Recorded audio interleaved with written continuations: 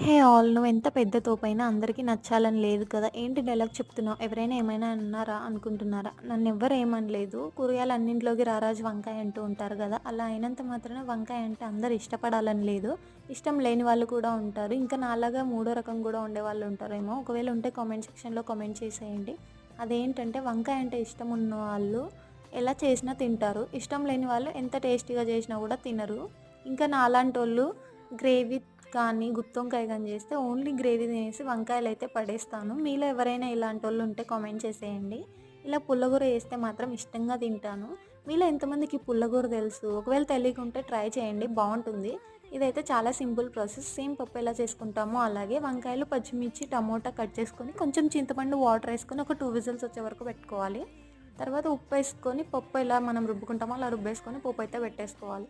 మీరు గనుక నా వీడియోస్ ఫస్ట్ టైమ్ చూస్తున్నట్టయితే లైక్, షేర్, సబ్స్క్రైబ్.